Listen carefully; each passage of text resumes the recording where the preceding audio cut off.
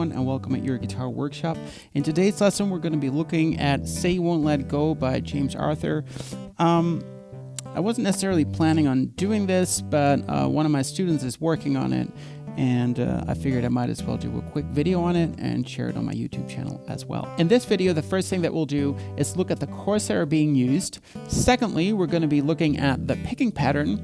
And lastly, at the end of the video, we'll be looking at some specifics that will make it easier to play and also will make the difference in this sounding exactly the way it does, the way James Arthur plays it. So even if you already know the song sort of, it's good to watch to the end or just skip to the end to see what those specifics are. So here we go. So first of all, the chords are very simple, so you start off with a G chord. So for that, you have your ring finger in third position of your B string and middle finger in third position of your E string. Then for the second chord, which is a D5, you have your ring finger in third of B and pointer finger in second of G. Then you get E minor 7. For that, you just have your ring finger in third of your B string. And lastly, we got a C chord. And for that, well, that's just a basic chord. So first finger in first position of B, middle finger, second position D, and ring finger in third position of your A string. So we got G, D5, then we got E minor 7 to C major. All right, so now for the picking pattern of it. What's good to know is that your middle finger will be playing the notes on the B string, your pointer finger will be playing the notes on the G string, and your thumb will be playing the basses. All right, so let's get into the first part, and that goes like this. So what do? You start off by fretting that G chord that we talked about, then you play low E with your thumb, then you play G and B together with pointer finger and middle finger. Then you play G and B again, and now also adding the low E string, like this. Then you play low E, G, low E. And that all adds up to this. 1, 2, 3, 4. Now the picking pattern stays the same, it's just the chords that change. So, well, mostly, but we'll get into that later. So the next one is the D5. And instead of using the low E string as a bass note, we now use the D string as a bass note. But the picking pattern is the same. So there you play. And the thing that we change is here is that we start off with playing that D5. And then remove that ring finger. And that turns it sort of into a D6. So we got.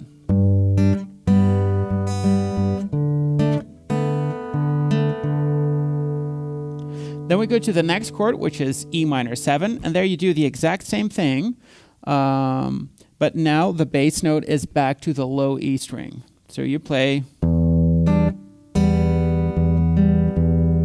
And also here, on the second time you play that G and B string, you also include the E string, like. Then you go to the C chord. You do the same thing, but now the bass note is on the A string. And the other thing that is different is you're not removing that pointer finger on that third chord. So like this. It's not like this. It's keep it the same. Then you play that A bass once more. With the middle finger, play B. Make a pull off with your pointer finger. And then you play open G, like this. All right? So now for the things that will make it easier to play and also to make it sound more the way James Arthur plays it.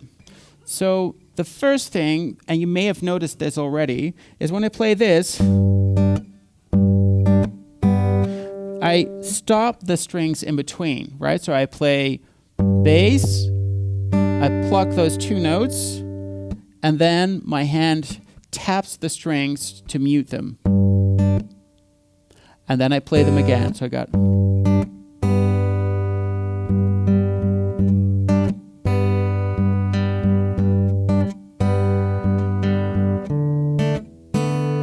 Right?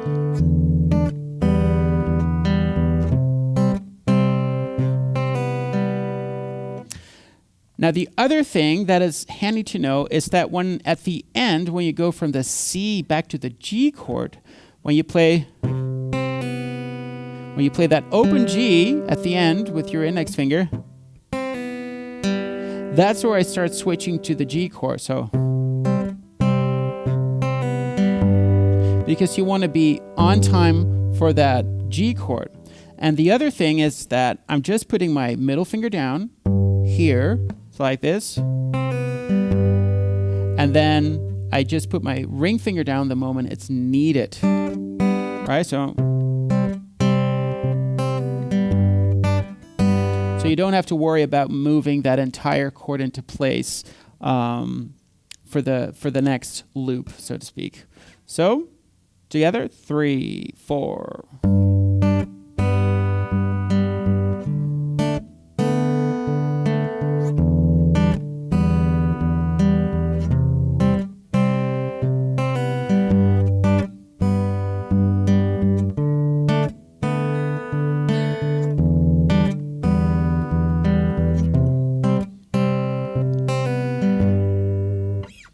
All right, so that's pretty much it for this song. If you're interested in the tab for this, I mean, it's not much.